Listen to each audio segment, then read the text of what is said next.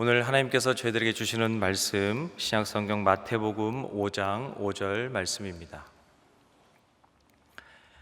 마태복음 5장 5절의 말씀을 우리 다 같이 한 목소리로 합독하겠습니다. 온유한 자는 복이 있나니 그들이 땅을 기업으로 받을 것이며. 아멘.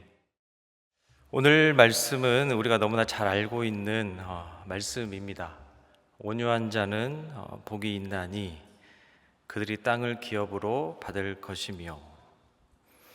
이 말씀을 문자 그대로 보시면 이렇게 해석할 수 있을 것 같아요. 착하고 온순한 사람은 땅 부자가 될 것입니다. 과연 그럴까요? 국어사전에 온유라는 단어를 찾아보니까 이렇게 설명하고 있습니다. 사람의 표정이나 성질이 온화하고 부드러움. 온유라고 하면 뭔가 약함을 대변하면서 착하고 그리고 참아야 할 것 같은, 표면적으로 굉장히 유약한 사람처럼 뭔가 힘을 빼야 하는 것처럼 보입니다. 물론 우리가 사람들을 볼 때에 그렇게 보는 경향이 있지요.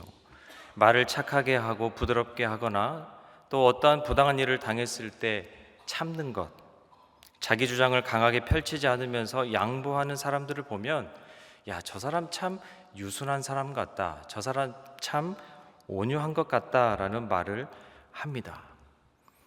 그렇다면 오늘 말씀에 그저 착하게 살고 매사에 부드럽게 그리고 표정이 온화해 보이는 것, 이것이 과연 예수님이 말씀하신 온유일까요? 오늘 본문의 온유라고 번역된 헬라어는 프라이스라는 단어인데요, 이 원형은 프라우스라는 단어입니다. 이 프라우스는 어떤 뜻이 있냐면 길들여지다 라는 뜻이 있습니다. 길들여지다. 그래서 오늘 본문에 등장하는 온유는 단순히 성격이 조용하거나 약하다라는 뜻이 아닙니다. 힘이 없어서 참는 것이 아니라 힘이 바르게 길들여진 상태입니다. 그래서 자연스럽게 절제가 가능하게 된다라는 것이죠. 야생마를 예를 들 수 있을 것 같아요. 야생마는 힘이 좋습니다. 강한 다리와 에너지가 있습니다. 그래서 이리 뛰고 저리 뛰고 날뛰고 다닙니다. 힘이 너무 좋아서 어디로 튈지 모릅니다. 그러나 이 야생마가 좋은 주인을 만나서 훈련을 잘 받으면 명마가 됩니다. 그러니까 온유라는 말은 야생마를 길들이다라는 뜻도 있는데요, 야생마의 힘을 빼는 것이 아닙니다. 힘은 그대로 있습니다. 힘과 능력은 그대로 있는데 그 힘을 어떻게 사용해야 하는지, 누구를 위해 사용해야 하는지를 배우고 훈련하는 것입니다. 지금까지는 그 힘을 나를 위해 썼습니다. 나를 위해서만 힘을 사용하다 보니까 때로는 힘 조절이 안 돼서 이리 부딪히고 저리 부딪히고 때로는 사고를 치며 마음대로 살았습니다.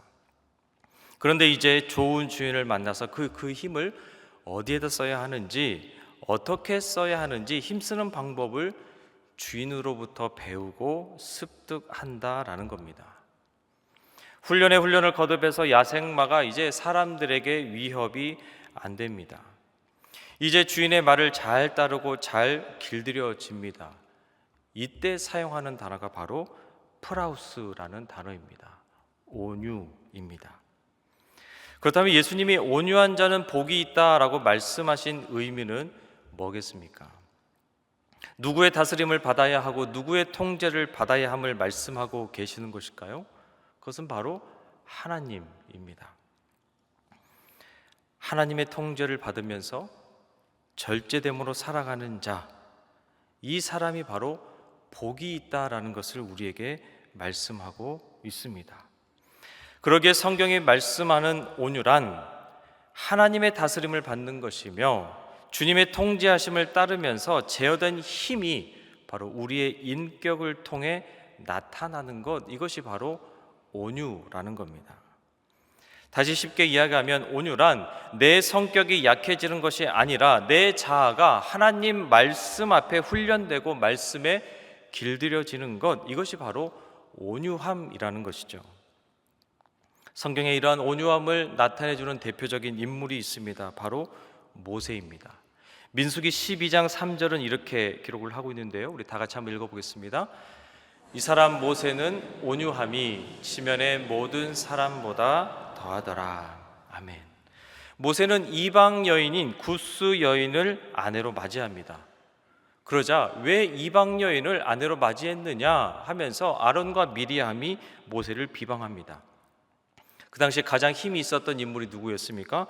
모세이죠. 그 힘 있는 모세를 비방했다는 겁니다. 모세는 과거 자신의 혈기로 애굽 사람을 죽였던 사람이에요. 모세가 힘이 없었던 게 아닙니다. 그런데 모세는 놀랍게도 그들의 비방에 아무런 대꾸도 하지 않습니다. 자신에게 있는 힘과 권력을 쓰지 않아요. 그저 가만히 듣기만 합니다. 그러자 하나님이 나섭니다. 모세를 비방한 미리암에게 나병을 걸리게 하죠. 그때 모세가 나섭니다. 하나님께 이야기합니다. 미리암을 고쳐주십시오. 미리암을 고쳐주십시오라고 기도를 합니다. 이게 바로 모세의 온유함입니다.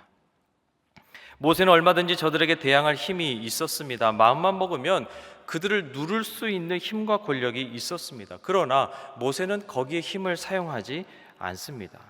오히려 그들을 위해 기도하는 데 힘을 씁니다. 왕실에서 담아내지 못했던 모세의 온유한 인격은 바로 하나님께 붙들렸을 때에 가능하게 되더라라는 것이죠. 모세는 원망과 불평이 가득한 이스라엘 백성들에게 자신의 혈계를 부리지 않습니다. 하나님이 이스라엘 백성들에게 약속하신 그 약속을 믿고 말씀에 의지하여 보이지 않는 그 약속의 땅, 가나안 땅으로 이끌어 가는데 온 힘을 쏟아 붓습니다. 무엇을 할 수 있습니까? 모세는 과거와 달리 하나님의 다스림을 경험하며 말씀에 순종하고 말씀에 길들여져 가는 모세의 모습을 볼 수 있다라는 것이죠.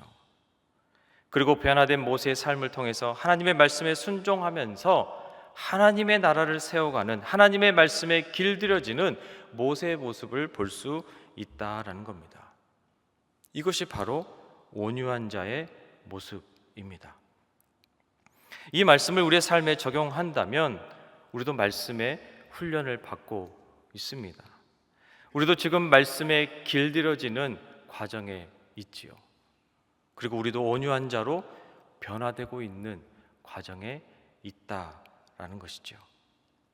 사랑하는 성도 여러분, 우리도 지금 하나님의 말씀에 길들여져 가고 있다라는 사실을 기억할 수 있기를 바랍니다. 우리도 온유한 자로 지금 변화되고 있다라는 사실을 여러분 기억할 수 있기를 간절히 바랍니다.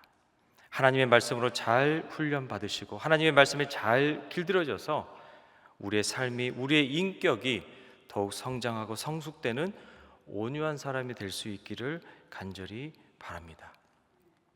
그렇다면 이러한 온유한 자는 오늘 성경에 땅을 기업으로 받는다라고 기록을 합니다. 이게 무슨 뜻일까요? 하나님의 다스림을 받고 말씀에 순종하며 말씀에 길들여져 가는, 그렇게 사는 사람들은 우리가 보이는 땅, 그 보이는 땅을 받게 되는 것일까요? 하나님의 말씀대로 살면 땅 부자가 된다라는 의미일까요? 반대로 땅이 없으신 분들은 하나님의 말씀에 길들여져 있지 않기 때문에 땅이 없는 것일까요? 이 말씀을 이해하기 위해서는 구약이 말하는 땅의 개념을 알 필요가 있습니다. 땅은 하나님의 창조물입니다. 그리고 하나님의 창조물 가운데 가장 중요한 것은 사람이죠. 사람이 살아가는 곳이 바로 땅입니다. 그래서 하나님은 사람과 땅을 연결해 놓으셨습니다. 그래서 성경에서 땅을 이야기할 때는 땅만을 이야기하는 것이 아니에요. 땅 위에 살아가는 사람을 이야기하는 것이죠. 그래서 하나님이 땅을 멸하셨다, 하나님이 땅을 버리셨다, 하나님이 땅을 구원하셨다, 이 말은 그 땅에 살아가는 사람에 대한 말씀이다라는 것을 우리가 알아야 합니다. 창세기 6장 11절에 이렇게 기록을 하고 있는데요, 그때에 온 땅이 하나님 앞에 부패하여 포악함이 땅에 가득한지라. 온 땅이 하나님 앞에 부패했다. 무엇이 부패한 것입니까? 이것은 땅에 살아가는 사람이 부패했다라는 것이죠. 포악함이 땅에 가득한지라 누가 포악한 겁니까? 사람이 포악한 것이죠. 창세기 6장 12절 13절에 이렇게 기록합니다. 하나님이 보신즉 땅이 부패하였으니. 분명 땅이 부패하였다라고 이야기를 합니다. 그런데 그 다음에는 이는 땅에서 모든 혈육 있는 자의 행위가, 여기서 혈육 있는 자의 행위는 바로 사람의 행위인 것이죠. 부패함이었더라. 하나님이 노아에게 이르시되 모든 혈육 있는 자의 포악함이 땅에 가득함으로 그 끝날이 내 앞에 이르렀으니 내가 그들을 땅과 함께 멸하리라. 포악함이 땅에 가득함으로 땅이 포악한 겁니까? 사람이 포악한 것이죠. 그래서 땅 위에 살아가는 사람들을 땅과 함께 멸하리라 라고 하나님이 말씀하십니다. 그래서 그 말씀대로 모든 땅이 물로 가득 차서 사람이 죽게 되지요.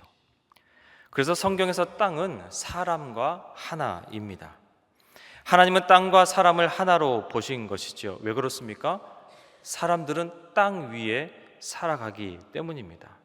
노아의 때에 사람들이 악했습니다. 악한 사람들이 밟는 땅이 바로 악하게 된 것이죠. 그래서 하나님은 노아의 홍수로 그 땅과 사람들을 다 멸하십니다. 그래서 한동안 땅의 공간이 사라져 버리지요. 그 뒤로 하나님은 인간들에게 다시 한번 기회를 주십니다. 창세기 12장에 아브라함을 부르시죠. 하나님이 믿음의 조상 아브라함을 부르시는데 그때 아브라함을 부르실 때에 땅과 연결된다는 것을 우리가 알 수 있는데요. 창세기 12장 1절 말씀을 우리 다 같이 한 목소리로 읽어보겠습니다. 여호와께서 아브라함에게 이르시되 너는 너의 고향과 친척과 아버지의 집을 떠나 내가 내게 보여줄 땅으로 가라.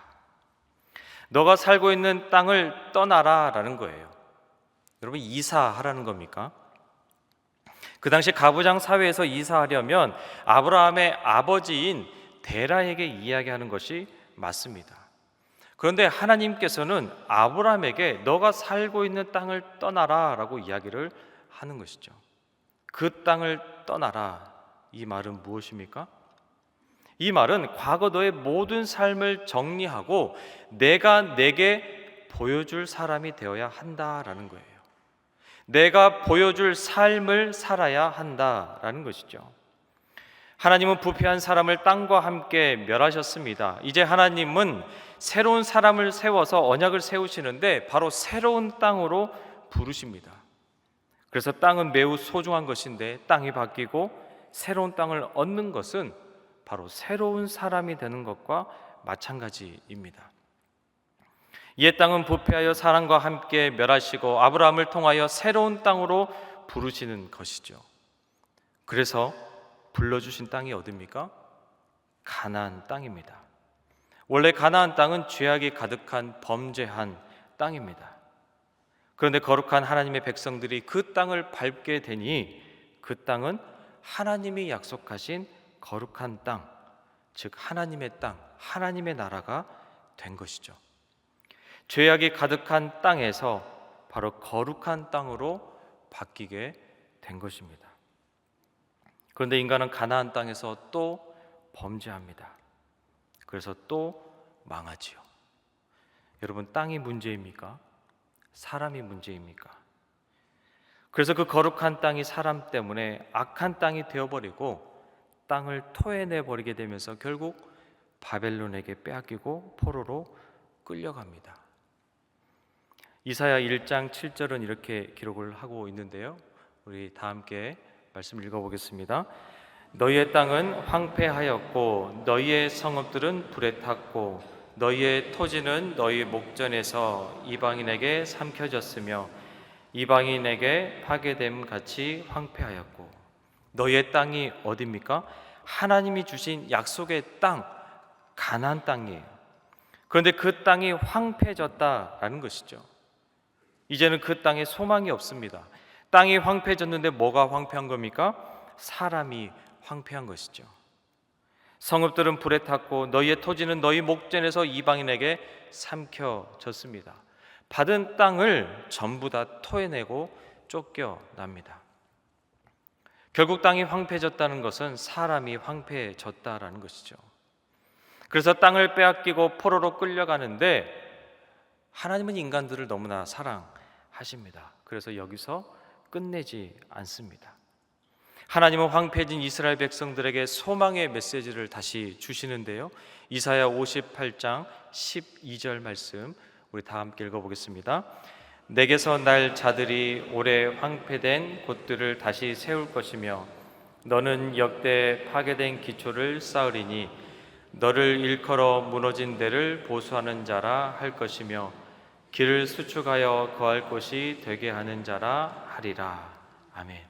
지금은 땅이 황폐해졌는데 너희 후손들을 통하여 땅이 회복된다라는 말이에요. 파괴된 기초를 쌓고 무너진 데를 보수한다라고 기록을 하는데 무엇을 세운다라는 말입니까? 건물을 세운다라는 겁니까? 물론 건물도 세우겠지요. 그러나 사람을 먼저 세운다라는 말입니다. 황폐해진 사람들을 내가 다시 회복시켜서 하나님의 사람으로 하나님의 백성으로 다시 세우겠다라는 하나님의 의지가 담겨 있습니다. 이스라엘 백성들이 범죄한 것 때문에 거할 땅이 없어 쫓겨간 사람들이 다시 돌아와 거할 곳이 되리라. 여러분, 이 말씀은 하나님께서 내가 너희들을 내 자녀 삼고 내가 너희들을 잘 길들여서 내 백성을 만들 것이다. 그리고 너희들을 통하여서 내 나라, 하나님 나라를 다시 세울 것이다 라는 하나님의 마음이 이 말씀에 담겨 있다라는 거예요.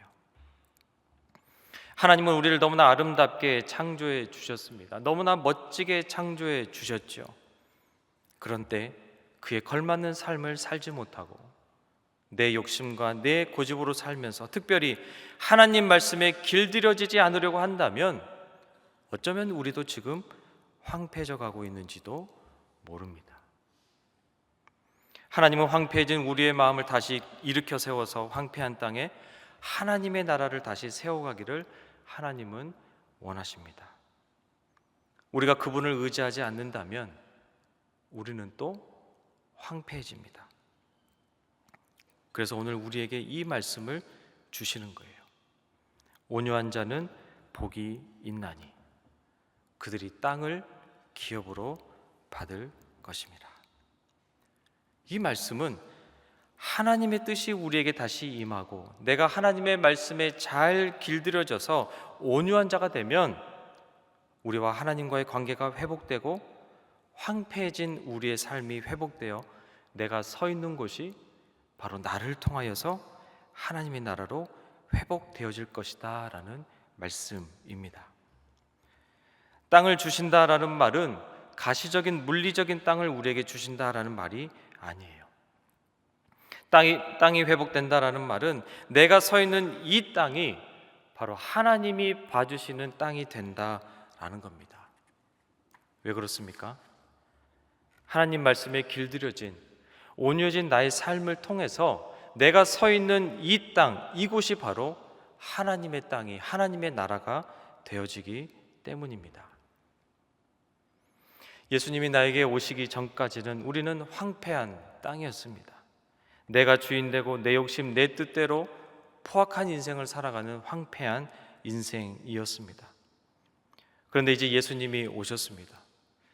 예수님이 어떻게 사셨는지 우리가 그분을 따라가며 하나님 말씀에 길들여지는 삶을 살면 그렇게 온유한 자가 되면 땅을 기업으로 주신다.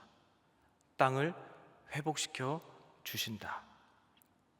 온유한 우리가 서 있는 이 땅이 곧 하나님의 땅이 되어진다라는 겁니다. 다시 살아난다라는 말이죠. 그렇다면 우리가 어떠한 사람이 되는 겁니까? 우리가 서 있는 이곳에서 땅을 살리는 사람이 되는 거예요. 공동체를 살리는 사람이 되는 겁니다. 오랫동안 황폐했던 땅을 고치는 이 땅을 살리는 사람들이 바로 저와 여러분이 된다라는 거죠.